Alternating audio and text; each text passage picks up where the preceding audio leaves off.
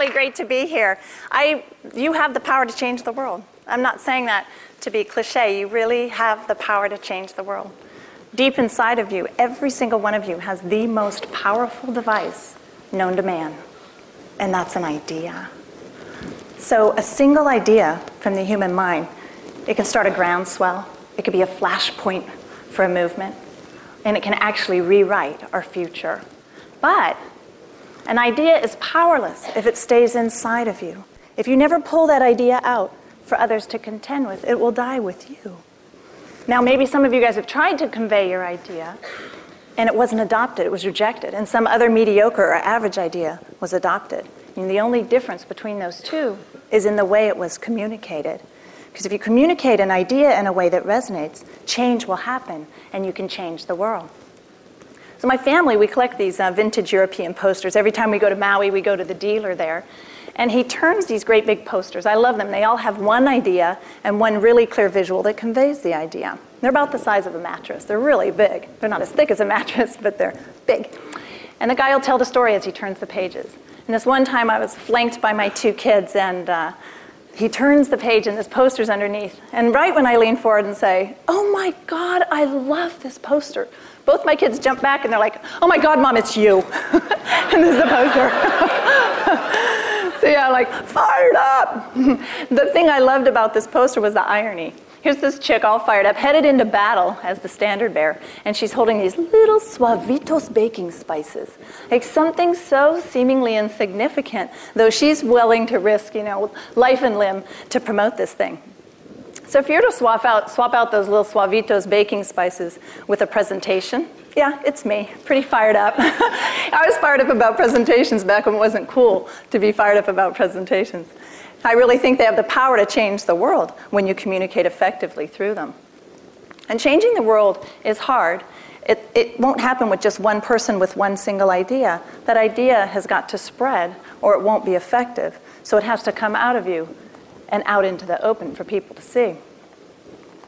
And the way that ideas are conveyed the most effectively is through story. For thousands of years, illiterate generations would pass on their values and their culture from generation to generation, and they would stay intact. So there's something kind of magical about a story structure that makes it so that when it's assembled, it can be ingested and then recalled by the person who's receiving it. So basically, a story, you get a physical reaction. Your heart can race. Your eyes can dilate. You could talk about, "Oh, yeah, I got a chill down my spine," or "I could feel it in the pit of my stomach." We actually physically react when someone's telling us a story. So even though the stage is the same, a story can be told, but once a presentation's told, it completely flatlines. And I wanted to figure out why. Why is it that we physically sit with rapt attention during a story, but it just dies for a presentation? So I wanted to figure out, how do you incorporate story into presentations? So we've had thousands of presentations back at the shop, hundreds of thousands of presentations actually. So I knew the context of a really bad presentation. And I decided to study cinema and literature and really dig in and figure out what was going on and why it was broken. So I want to show you some of the findings that led up to what I think I've uncovered as a presentation form. So it was obvious to start with Aristotle. He had a 3-act structure, a beginning, a middle, and an end. We studied poetics and rhetoric. And a lot of presentations don't even have that in its most simple form. And then when I moved on to studying hero archetypes, I thought, oh, okay, the presenter's the hero. They're up on stage. They're the star of the show. And it's really easy to feel that way as the presenter, that you're the star of the show. Well, I realized right away that that's really broken, because I have an idea. I can put it out there. But if you guys don't grab that idea and hold it as dear, that idea goes nowhere and the world has never changed. So in reality, the presenter isn't the hero, the audience is the hero of our idea. So if you look at Joseph Campbell's hero's journey, just at the front part, there was some really interesting insights there. So there's this likable hero in an ordinary world, and they get this call to adventure. So the world is kind of brought out of balance. And at first they're resistant. They're like, I don't know if I want to jump into this. And then a mentor comes along and helps them move from their ordinary world into a special world. And that's the role of the presenter, is to be the mentor. You're not Luke Skywalker, you're Yoda. You're the one that actually helps the audience move from one thing and into your new special idea. And that's the power of story. So in its most simple structure, it's a 3-part structure of a story. You have a likable hero who has a desire, and they encounter a roadblock, and ultimately they emerge transformed. And that's the basic structure. But it wasn't until I came across Gustav Freytag's pyramid. He drew this shape in 1863. Now, he was a German dramatist. If I click, he's a German dramatist, and he believed there was a 5-act structure, which has a exposition, a rising action, a climax, a falling action, and a denouement, which is the unraveling or the resolution of the story. Well, I love this shape. So we talk about shape. Story has an arc. Well, an arc is a shape. We talk about classical music having a shapeliness to it. So I thought, hey, if presentations had a shape, what would that shape be? And how do the greatest communicators use that shape, or do they use a shape? So I'll never forget, it was a Saturday morning. After all this study, it was a couple years of study, I drew a shape. And I was like, oh my gosh, if this shape is real, I should be able to take 2 completely different presentations and overlay it, and it should be true. So I took the obvious. I took Martin Luther King's I Have a Dream speech, and I took Steve Jobs' 2007 iPhone launch speech. I overlaid it over it, and it worked. I sat in my office just astounded. I actually cried a little because it was like, I've been given this gift, and here it is. This is the shape of a great presentation. Isn't it amazing? It's crying. So I want to walk you through it because it's actually pretty astounding. There is a beginning, a middle, and an end, and I want to walk you through it because the greatest communicators of all time, I went through speeches, everything. Actually, I can overlay the shape. Even the Gettysburg Address follows the shape. So at the beginning of any presentation, you need to establish what is. You know, here's the status quo, here's what's going on. And then you need to compare that to what could be. Now, you need to make that gap as big as possible because there's the commonplace of the status quo, and you need to contrast that with the loftiness of your idea. So it's like, you know, here's the past, here's the present, but look at our future. Here's a problem, but look at that problem removed. Here's a roadblock. Let's annihilate the roadblocks. You need to really amplify that gap. This would be like the inciting incident in a movie. It's when suddenly the audience has to contend with what you just put out there, and they have to say, wow, do I want to agree with this and align with it or not? And then the rest of your presentation should support that. So the middle goes back and forth. It traverses between what is and what could be, what is and what could be. Because what you're trying to do is make the status quo and the normal unappealing. And you're wanting to draw them towards what could be in the future with your idea adopted. Now, on your way to change the world, people are going to resist. They're not going to be excited. They may love the world the way it is. So you'll encounter resistance. That's why you have to move back and forth. It's similar to sailing. When you're sailing against the wind and there is wind resistance, you have to move your boat back and forth and back and forth. That's so you can capture the wind. You have to actually capture the resistance coming against you when you're sailing. Now, interesting, if you capture the wind just right and you set your sail just right, your ship will actually sail faster than the wind itself. It's a physics phenomenon.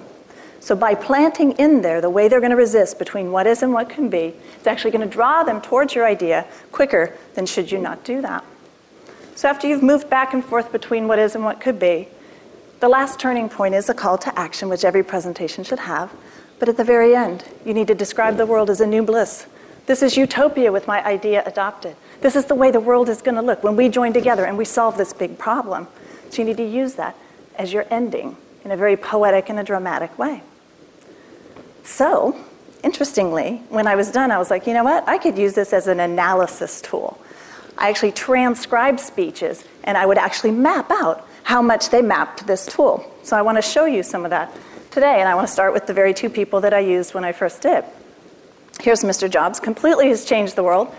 Changed the world of personal computing. He's changed the music industry. Now he's on his way to change the mobile device industry. So he's definitely changed the world. And this is the shape of his iPhone launch, 2007, when he launched his iPhone. It's a 90-minute talk. You can see he starts with what is, traverses back and forth, and ends with what could be. So I want to zoom in on this. The white line is him speaking. He's talking. The next color line you'll see popped up there, that's when he cuts to video. So he's adding some variety, and he cuts to demo. So it's not just him talking the whole time. And these lines are representative there. And then towards the end, you'll see a blue line, which will be the guest speaker. So this is where it gets kind of interesting. Every tick mark here is when he made them laugh. And every tick mark here is when he made them clap. They are so involved physically. They are physically reacting to what he is saying, which is actually fantastic, because then you know you have the audience like in your hand. So he kicks off what could be with this is a day I have been looking forward to for 2.5 years. So he's launching a product that he's known about already for a couple years. So this is not a new product to him. But look at this. He does this other thing. He marvels. He marvels at his own product. He marvels himself more than the audience laughs or claps. So he's like, isn't it awesome? Isn't this beautiful? And he's modeling for the audience what he wants them to feel. So he is actually doing a job of compelling them to feel a certain way. So he kicks off with what could be, with every once in a while, a revolutionary product comes along that changes everything. So he starts to kick in and talk about his new product. Now at the beginning of it, he actually keeps the phone off. You'll see that the line is pretty white up until this point. So he goes off between, here's this new phone, and here's the sucky competitors, and here's this new phone, and here's the sucky competitors. And then, right about here, he has the star moment, and that's something we'll always remember. What he does, he turns the phone on. The audience sees scrolling for the first time, and you can hear the oxygen sucked out of the room. They gasped. You can actually hear it. So he creates a moment that they'll always remember.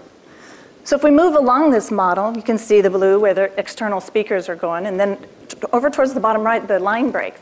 That's because his clicker broke. So what does he do? He wants to keep this heightened sense of excitement. He tells a personal story right there where the technology didn't work. So here's the master communicator, and he turns to story to keep the audience involved. So the top right, he ends with the new bliss. He leaves them with a promise that Apple will continue to build revolutionary new products. And he says, there's an old Wayne Gretzky quote that I love. I skate to where the puck is going to be, not to where it's been. We've always tried to do that at Apple from the very, very beginning, and we always will. So he ends with the new bliss.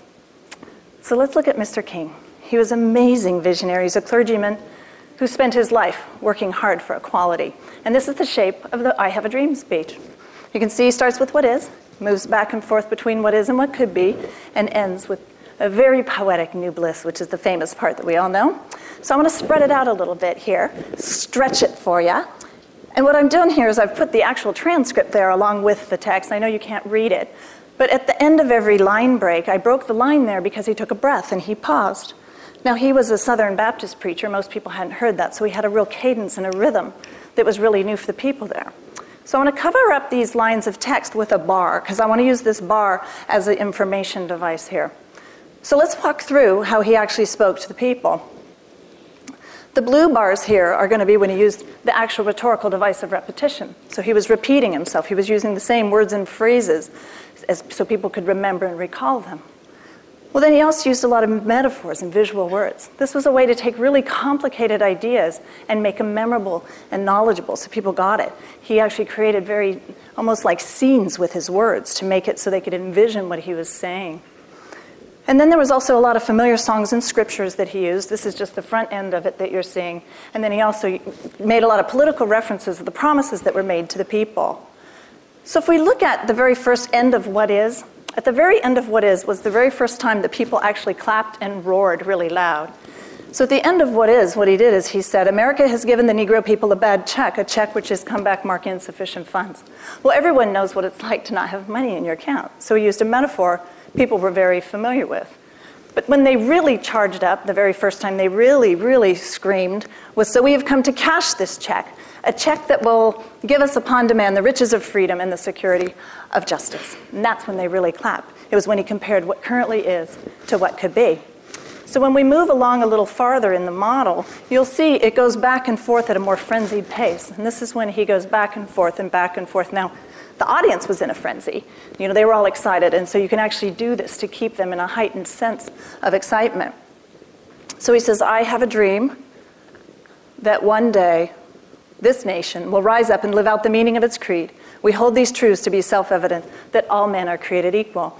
So you can see he used a little orange text there to remind him of the promise that the politicians had made to him or that this country had made. Then he moves back and forth between I have a dream that one day, I have a dream that one day, I have a dream that one day. And then at the end, it gets really interesting here because he uses, you can look at the 4 shades of green. There's a lot of blue there, which was a lot of repetition. He had a heightened sense of repetition. And the green was a heightened sense of songs and scriptures. So the first batch of green was the actual scripture from the book of Isaiah. The second batch of green was My Country, 'Tis of Thee. Now that's a familiar song that was specifically very significant for the black people at the time because this song was the song they chose to change the words to as an outcry saying the promises had not been kept. So the third batch of green was actually a stanza from My Country 'Tis of Thee, and then the fourth was a Negro spiritual, free at last, thank God Almighty, I'm free at last. So what he did is he actually reached inside of the hearts of the audience. He pulled from scripture, which was important. He pulled from songs that they'd sung together as an outcry against this outrage, and he used those as a device to connect and resonate with the audience, painting a picture of this new bliss, using the very things inside of them that they already held as sacred. So he's a great man. He had a big, big dream. There's a lot of people here, you guys have really big dreams. You have really big ideas inside of you that you need to get out. But you know what, we encounter hardships. It's not easy to change the world, it's a big job. His house was bombed, he was stabbed with a letter opener, ultimately lost his life, for what he cared about. But a lot of us aren't going to be required to paint that kind of sacrifice. But what happens is it basically is a little bit like that basic story structure. Life can be like that, where you guys are all likable people, you have a desire, you encounter roadblocks, and we stop there. We're just like, I had this idea, but I'm not going to put it out there. It's been rejected. We self-sabotage our own ideas, and we just butt up against the roadblocks instead of choosing to let the struggle transform us and choosing to go ahead and have a dream and make it real. And if anyone, if I can do this, anybody can do this. I was raised in an economically and emotionally starved environment. First time I got to go to camp with my sister, I was abused. It wasn't the first time I was abused, though. It was like just the most aggressive. And my mom and dad, they married each other 3 times. Yeah. That was tumultuous, and when they weren't fighting, they were helping sober up some alcoholic that was living with us because they were both sober alcoholics. So my mom abandoned us when I was 16 years old, and I took on the role of caretaker of my home and my siblings. And I met a man, fell in love. I went to a year of college. I did what every single bright young girl should do, because I got married when I was 18 years old. And you know what? I knew that I was born for more than this. Right at that point in the story of my life, I had a choice. I could let all these things push me down, and I could let all my ideas die inside of me. I could just say, life is too hard to change the world. It's just too tough. But I chose a different story for my life. Don't you know it? And so I feel like there's people in this room that you've got those little suavitos, baking spices, and you're just like, it's really not that big a deal. It's really not the whole world I can change. But you can change your world. You can change your life. You can change the world that you have control on. You can change your sphere. And I want to encourage you to do that. Because you know what? The future isn't a place that we're going to go. It's a place that you get to create. I want to thank you. Bless you. God bless you.